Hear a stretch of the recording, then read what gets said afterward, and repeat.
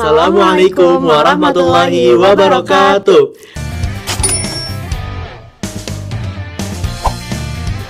Halo Sobat Rangers, selamat datang kembali di podcast Seka Sehat bersama Pengmas Ceria. Nah, jadi di podcast kali ini kita akan membahas tentang topik kesehatan dengan santai, informatif, dan juga tentunya bermanfaat. Senang banget bisa kembali menemani kalian. Pada episode kali ini kita akan membahas tema yang sangat penting, yaitu Hari Tanpa Tembakau Sedunia yang diperingati setiap tanggal 31 Mei. Nah, itu benar sekali nih ya Dinda. Jadi Hari Tanpa Tembakau Sedunia itu merupakan momentum bagi kita untuk meningkatkan kesadaran akan bahayanya produk tembakau dan juga dampaknya terhadap kesehatan. Nah, untuk membahas topik yang lebih dalam, kini telah hadir bersama kita Dr. Bevita, Magister Biomed. Assalamualaikum dokter, terima kasih sudah meluangkan waktunya dan berbagi ilmu bersama Sobat Rangers. Waalaikumsalam. Jadi sebelum kita lanjut, di sini kami izin untuk membacakan CV narasumber kita. Jadi di sini telah hadir tamu undangan kita, yaitu Dr. Bevita, Magister Biomed, di mana seorang dokter estetika yang memiliki pengalaman di bidang kecantikan dan kesehatan. Beliau juga merupakan dosen Universitas Fakultas Kedokteran Universitas Yarsi sejak tahun 2014, sekaligus pendiri dan CEO Bev Clinic serta beberapa usaha di bidang kesehatan dan kecantikan. Dengan latar belakang pendidikan, kedokteran, dan magister biomedis, beliau aktif mengembangkan pelayanan estetika modern serta berbagi ilmu kepada generasi dokter muda. Mari kita berikan sambutan hangat kepada Dr. Bevita, Magister Biomed. Nah, baik dokter. Nah, sebelum kita bahas lebih lanjut nih ya dok. Nah, sebelumnya sebenarnya apa sih yang dimaksud dengan Hari Tanpa Tembakau Sedunia itu dok? Dan mengapa ini tuh penting untuk kita peringatkan? Ya. Terima kasih sebelumnya ya kepada Seca ya ini ya. Seka yang sudah memberikan kesempatan untuk kita sharing ya di sini ya, berbagi info tentang Hari Tanpa Tembakau Sedunia ya. Jadi Hari Tanpa Tembakau Sedunia ini absolutely sangat penting menurut saya ya. Kenapa? Karena memang di hari ini kita tahu ya bahwa memang inisiasi awalnya itu dari WHO ya, dimulai pada tahun 1987, diperingati Hari Tembakau Dunia setiap tanggal 31 Mei. Dan ini menurut saya sangat penting sekali karena memang sangat mengkhawatirkan ya dampak dan side effect sendiri dari tembakau itu sendiri untuk generasi muda terutama ya. Dan di era global dan modern seperti sekarang itu sangat banyak sekali dan bertambah penggunaan tembakau ini sendiri gitu ya. Jadi di Hari Tanpa Tembakau Sedunia ini kita bisa 24 jam tanpa asap rokok, di mana perokok-perokok itu tidak boleh merokok ya. Kita harus memperingati hari itu dan menurut saya ini sangat penting sekali. Baik, jadi peringatan ini itu bukan hanya sekedar kampanye tahunan ya dok, tetapi juga sebagai pengingat bagi masyarakat tentang berbagai dampak penggunaan tembakau terhadap kesehatan. Nah, ngomong-ngomong soal tembakau nih dok, mungkin masih banyak di antara Sobat Rangers yang menganggap bahwa tembakau itu hanya ada pada rokok, padahal kan sebenarnya nggak hanya itu ya dok.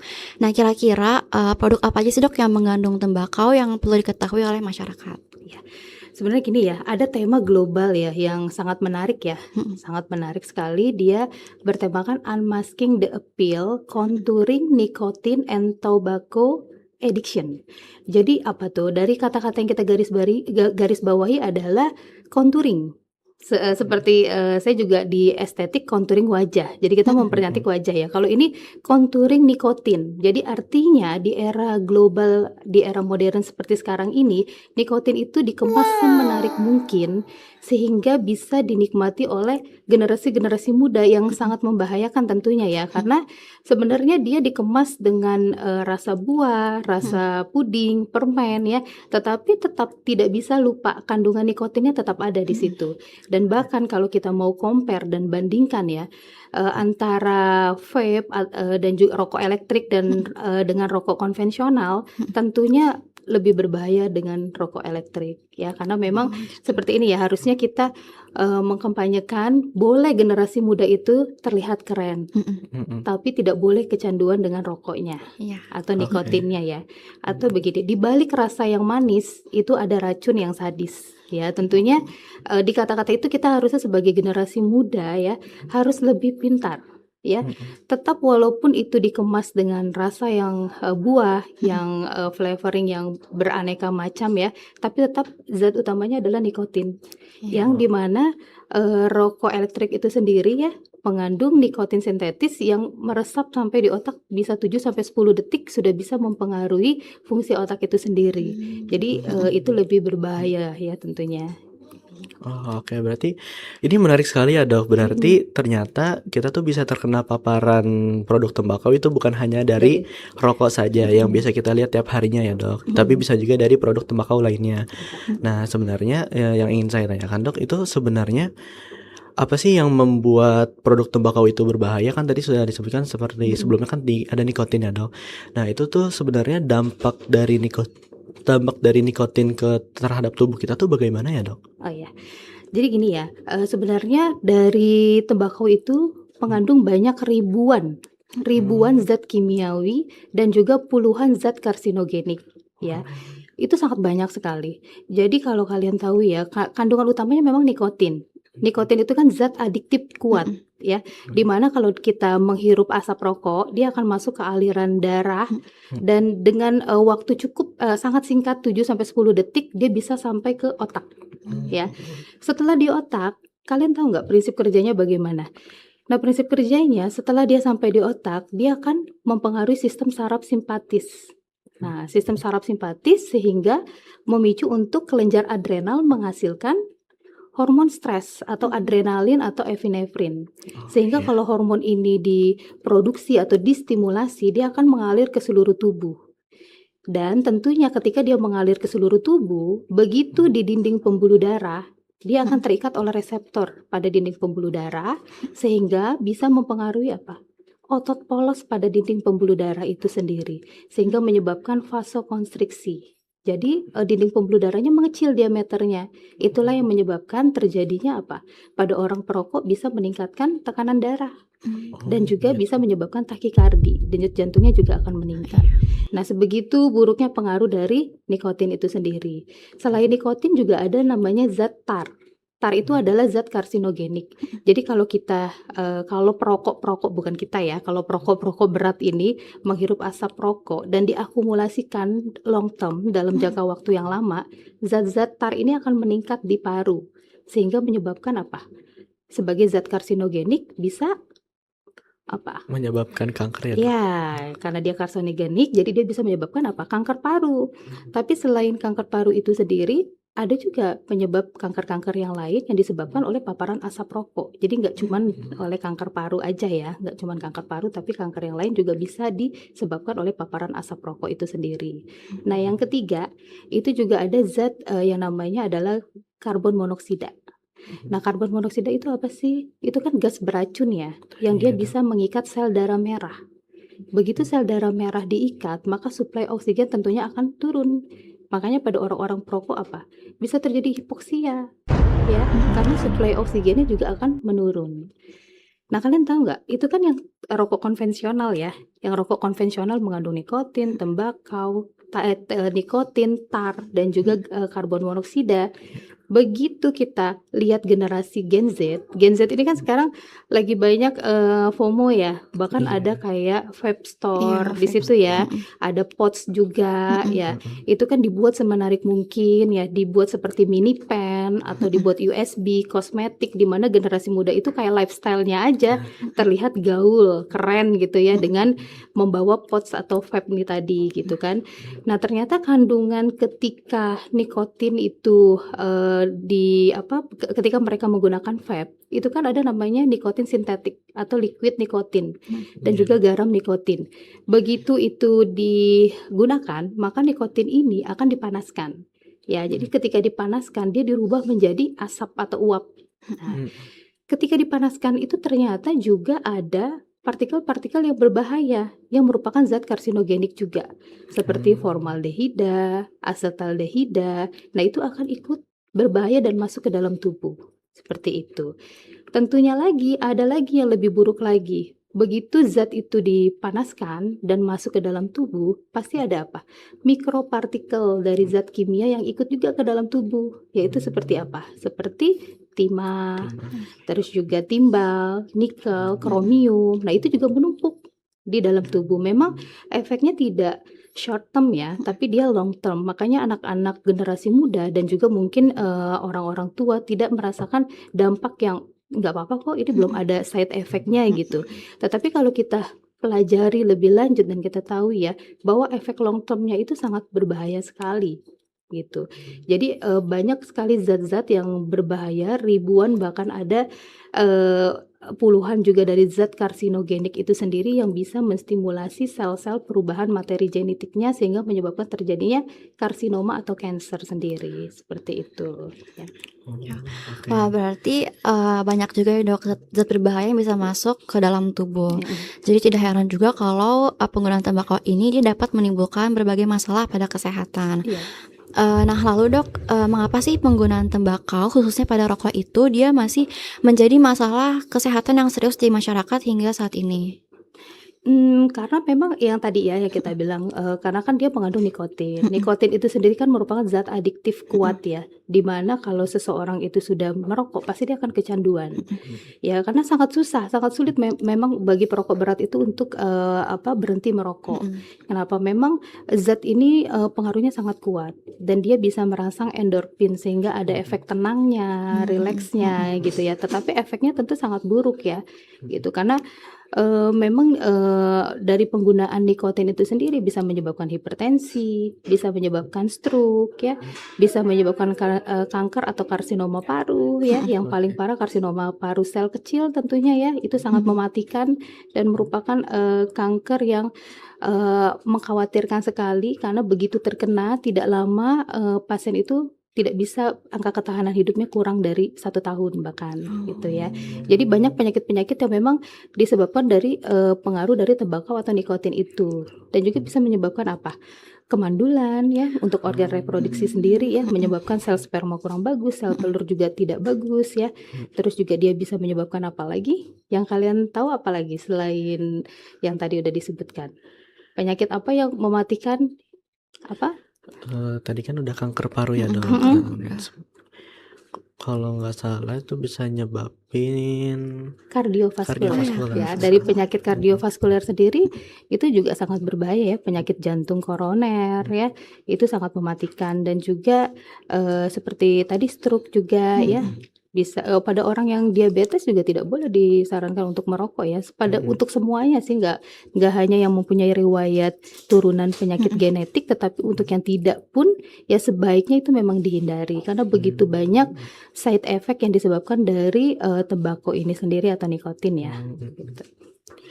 Oke, berarti ternyata masih banyak banget ya dok faktor yang bisa menyebabkan masyarakat kita itu sulit untuk lepas dari produk tembakau tersebut ya dok. Iya, betul. Nah sebenarnya kan tadi kan berarti ini tuh ada yang namanya kecanduan ya dok. Nah itu sebenarnya bagaimana sih dok kalau produk tembakau itu kan menyebabkan kecanduan, dan itu kan tadi kan karena nikotin itu ya dok. Itu tuh sebenarnya kayak bagaimana, kenapa bisa menyebabkan kecanduan seperti itu dok? Karena begini, nikotin itu kan tadi menstimulasi membuat kita lebih rileks, tenang ya. Bahkan kalian tahu nggak penggunaan vape yang ilegal itu ternyata ada kandungan etomide.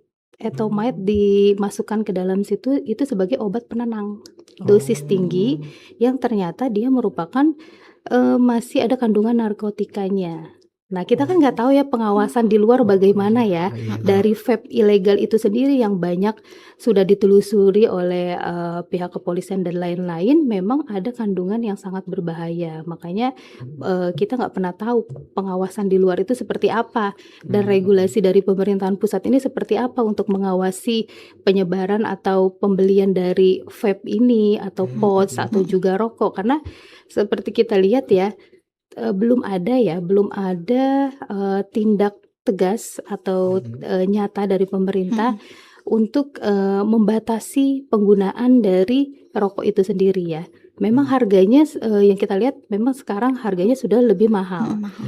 tapi masih terjangkau dibandingkan dengan negara-negara lain Iya gitu. dok. Kalau negara lain itu dia mempunyai punishment ya. Jadi begitu ada yang merokok sembarangan, mereka akan dikenakan denda atau sanksi. Tetapi di Indonesia ada nggak? Sejauh ini Belum ngeliat nggak ya. ada ya dok. Terus pembeliannya bebas nggak di Indonesia sendiri? Bebas Iya, banget. bebas. Bebas ya, nggak harus kita menyertakan KTP dan lain-lain ya. Yang punya uang yang bisa beli ya pasti bisa beli di Alfamart, Iya. di tempat-tempat yang bisa kita beli ya pasti dibeli rokok ya. Jadi artinya memang belum ada pembatasan di situ ya. Padahal kita sebenarnya ya mempunyai hak loh untuk menghirup udara bersih tanpa paparan asap rokok itu sendiri ya. Tetapi ya inilah di Indonesia belum ada konkret atau bukti nyata untuk pemerintah pusat membatasi bagaimana aturan-aturan itu harusnya diberlakukan sehingga kesehatan pun untuk jangka panjangnya bisa lebih terjamin ya. Tidak padahal kan tahu sendiri mungkin ya, kemungkinan ya. Memang cukai dari rokok ini kan tinggi ya. Iya dok. Ya, menyumbangkan negara sangat besar. Dan harganya juga sudah dinaikkan kan. Dari Dirjen Bea Cukai juga menerima mungkin dari cukai rokok itu sangat tinggi. Tetapi circle-nya tahu nggak, begitu penerimaan itu sangat tinggi, tetapi kan banyak juga penyakit yang disebabkan oleh rokok itu sendiri. Iya benar banget dok. Jadi sebenarnya menghasilkan untuk APBN tinggi, tapi mengeluarkan juga untuk pengobatannya. Pengobatannya, Begitu banyaknya kanker penyakit-penyakit yang disebabkan karena pengaruh buruk dari rokok, vape dan segala macamnya yang menyebabkan anggaran untuk pengobatan pun sangat tinggi. Sangat tinggi. Jadi sebenarnya itu ya seperti lingkaran itu aja ya, lingkaran hitam aja. Jadi tidak menyelesaikan masalah gitu. Anggaran dapatkan tinggi tapi pengeluaran pun tinggi seperti itu. Ya. Baik, jadi tadi nikotin itu ya dok, dia yang memiliki peranan dalam proses kecanduan kecanduan tersebut. Lalu juga kalau pasti penggunaan tembakau itu terus menerus, pasti dia juga akan berdampak pada tubuh itu dalam jangka waktu yang lama. Ya, dan satu lagi ya, nikotin kan zat adiktif kuat. Begitu seseorang ingin memutuskan untuk berhenti merokok, pasti mereka ada gejala putus obat ya. Iya. Jadi ada sindrom withdrawal.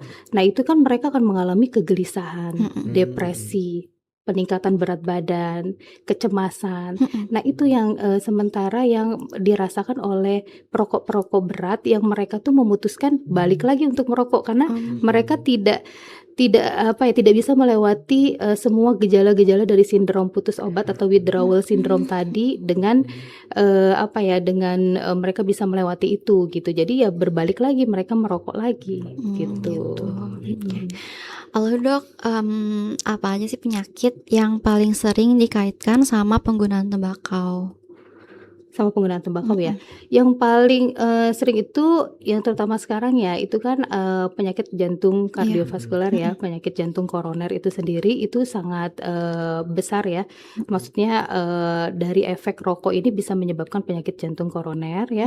Dan juga yang paling ditakutkan dan menghabiskan anggaran ya kalau untuk pengobatan ya itu adalah karsinoma paru. Ya, karsinoma paru, penyakit jantung koroner, PPOK, ya penyakit paru obstruksi kronis ya itu kan ada. Dan bahkan sekarang pada anak-anak kalian tahu nggak?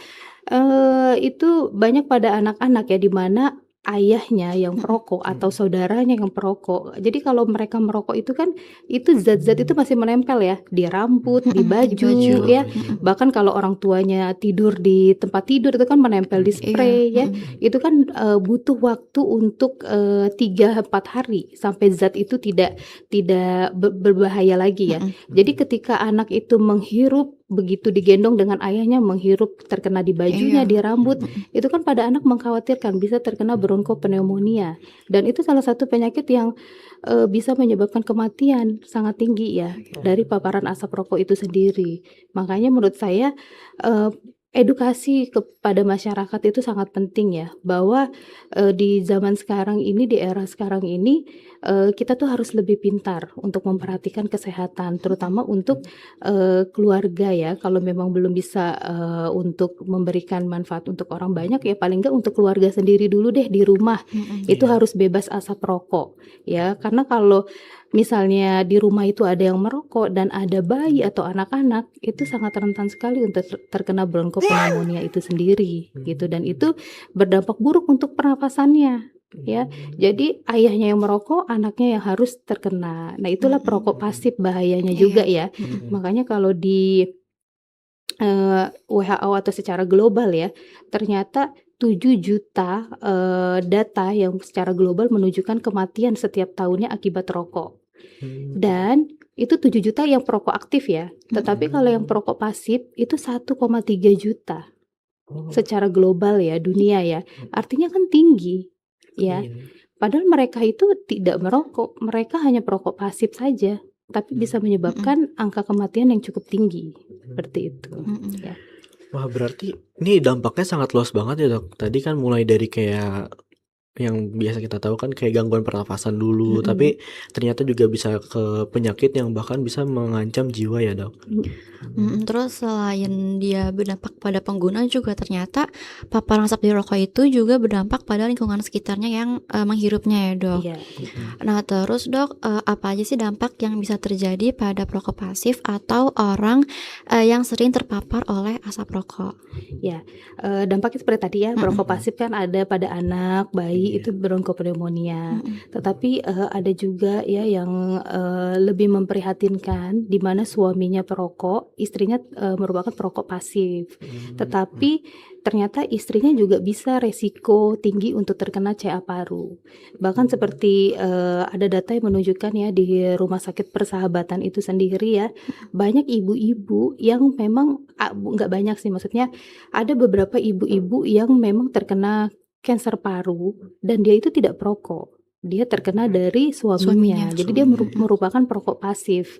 Dan seperti kita ketahui ternyata perokok pasif ini lebih membahayakan ya dibanding dengan perokok aktif itu sendiri gitu. Jadi memprihatinkan sekali ya. Jadi di mana suaminya yang perokok, istrinya yang terkena kanker paru, dampak paru sebagai perokok pasif. Nah, makanya kalau di lingkungan-lingkungan nih seperti sudah dikasih tahu kan kawasan dilarang merokok ya, tetapi masih banyak yang melanggar ya, masih banyak yang merokok. Padahal kan di situ ada lansia, ada anak-anak, bayi ya, ibu-ibu yang memang begitu terpapar dengan asap rokok mungkin membahayakan buat mereka nantinya seperti itu.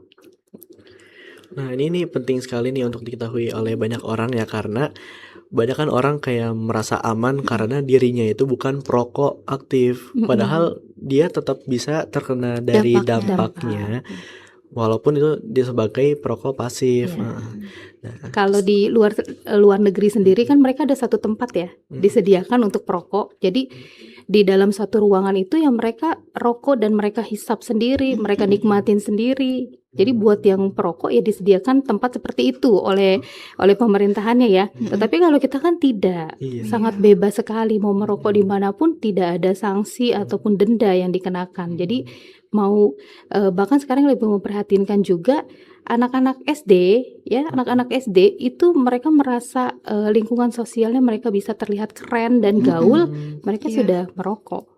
Apakah ada pengawasan? Tidak ada. Gitu. Wah, itu sebenarnya masukan juga ya sebenarnya buat di negara kita sendiri kan, karena kan di luar kan udah mempraktikkan kalau misalkan untuk pencegahan gitu ya, Dok, seperti tadi yang menyediakan ruang khusus dan juga seperti itu. Dan selain itu kita juga ini nih, Dok, kan lagi ramai ada tren tentang rokok elektronik tadi ya, Dok, yang biasa kita kenal dengan vape. Itu juga lah ya ramai banget lah, terutama di kalangan remaja. Nah, itu sebenarnya vape itu tuh dia tuh termasuk produk tembakau juga atau bukan sih, Dok? Dan sebenarnya apa sih yang sangat yang perbedaannya terhadap rokok konvensional pada umumnya itu bagaimana, Dok? Iya, jadi sebenarnya yang tadi saya bilang ya, contouring nikotin, jadi dibuat semenarik mungkin ya. Jadi di era modern ya, ya itulah ya pintarnya industri rokok ini ya. Jadi maksudnya mereka mencari tahu untuk mencari konsumen baru ya. Jadi untuk targetnya adalah generasi muda. Karena generasi muda itu kan mereka mempunyai karakter kadang FOMO ya, ikut-ikutan ya.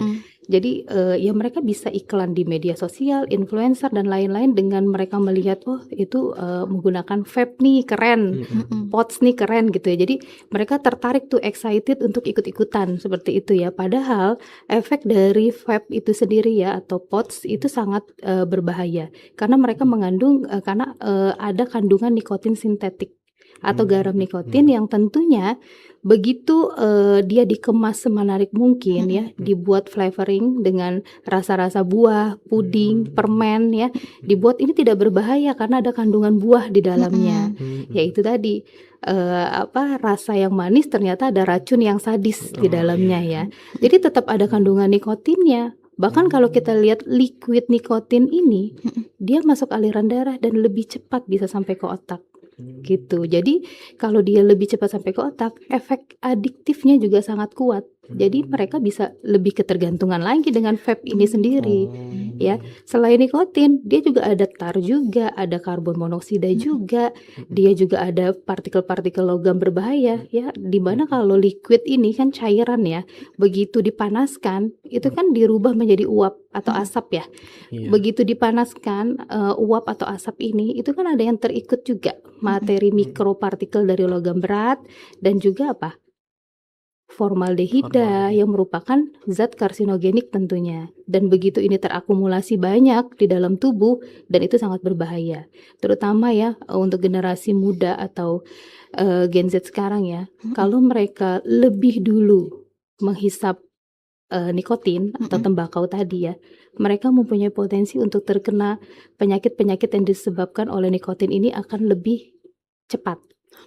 Gitu. Misalnya dia SD atau SMP nih sudah merokok, maka potensi untuk terkena sakit-sakit yang disebabkan oleh penyakit yang disebabkan oleh asap rokok ini akan lebih cepat.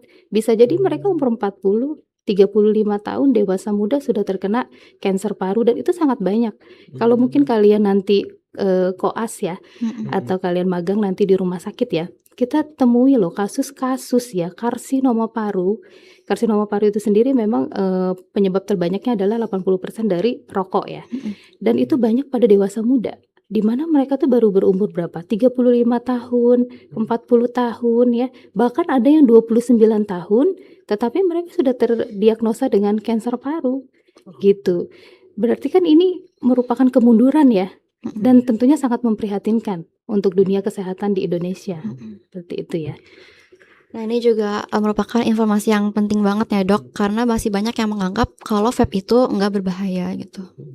Padahal aslinya kalau vape itu berarti termasuk produk tembakau juga ya dok. Cuma kan dia ekstrak dari nikotin tembakaunya ya dok. Dan juga bahkan bisa lebih berbahaya lagi, terutama di kalangan muda ya dok. Betul. Nah, namun sebenarnya ya dok, sebenarnya kan sebagai pengguna produk tembakau itu sebenarnya masih memiliki kesempatan untuk berhenti menggunakannya lagi ya dok.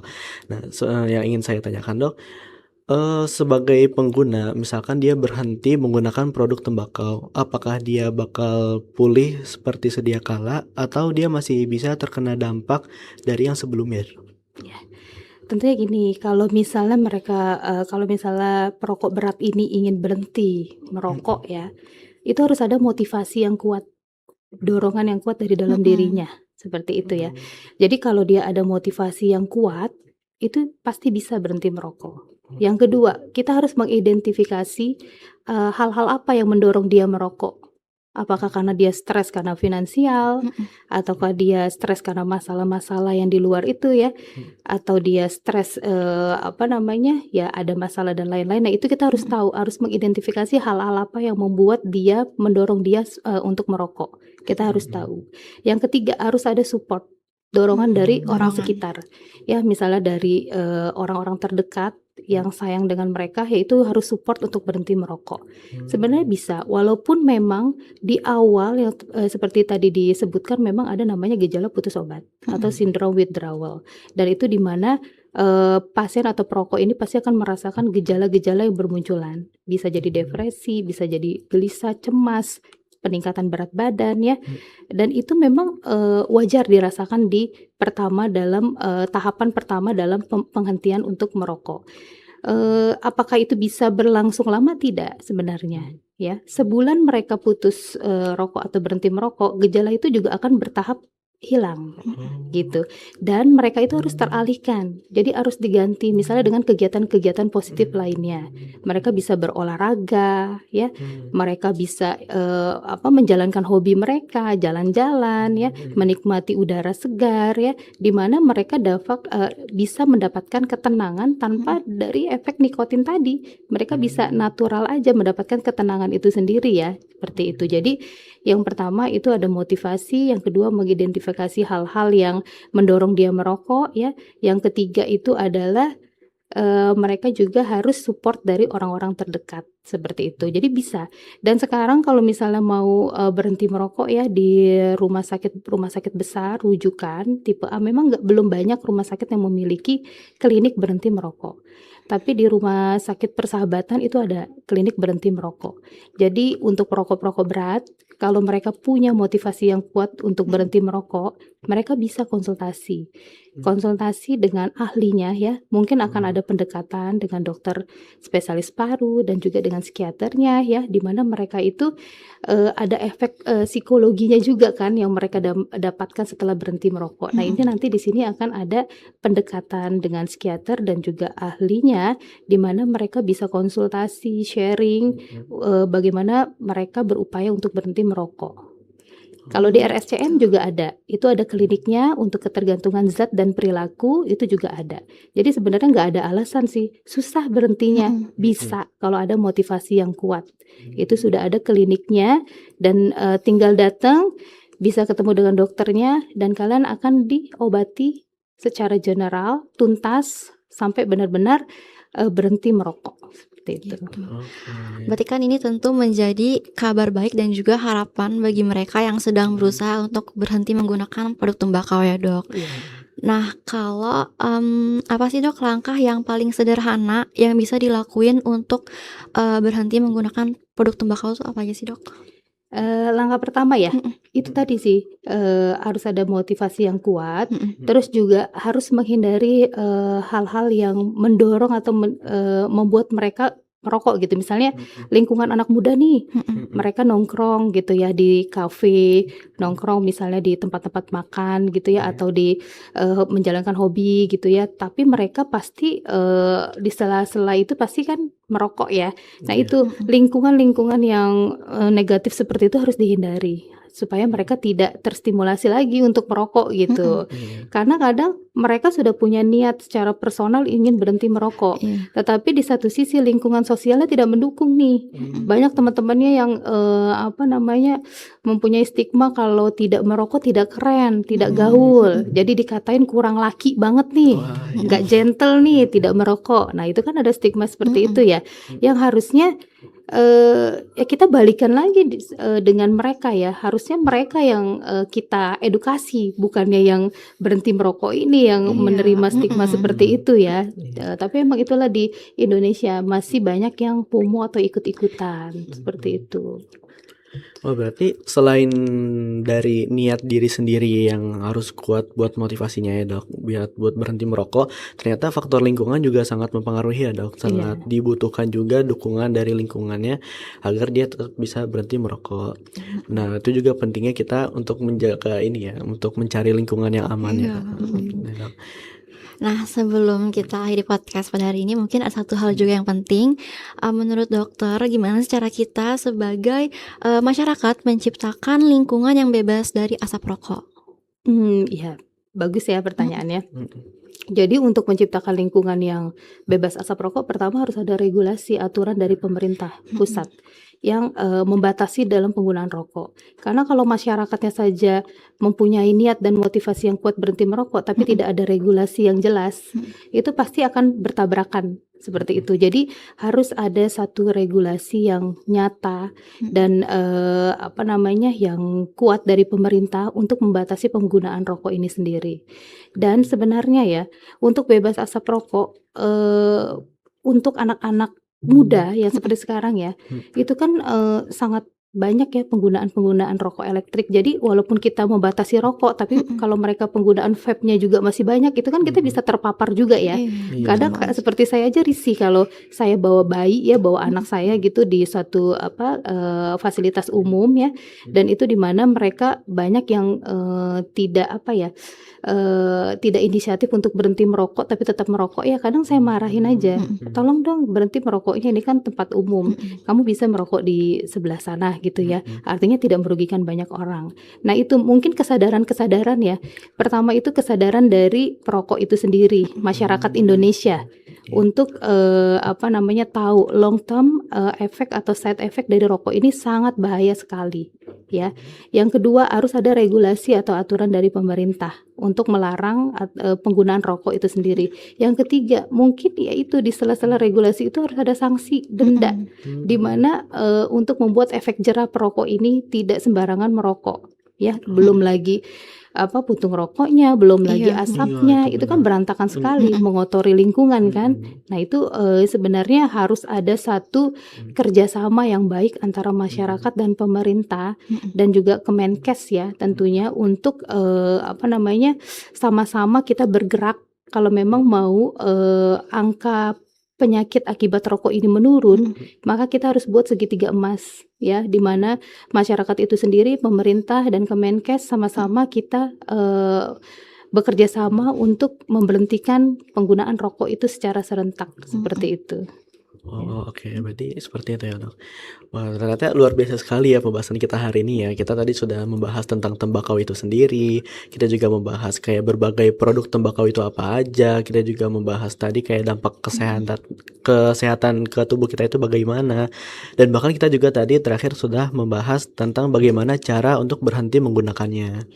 Ya terakhir dok, mungkin apa pesan dokter untuk Sobat Rangers dalam memperingati Hari Tanpa Tembakau ini? Pesan saya untuk para sobat nih ya, tentunya kalian harus lebih pintar, tidak boleh ikut-ikutan, jadilah diri kalian sendiri ya, jauhi hal-hal yang berbahaya.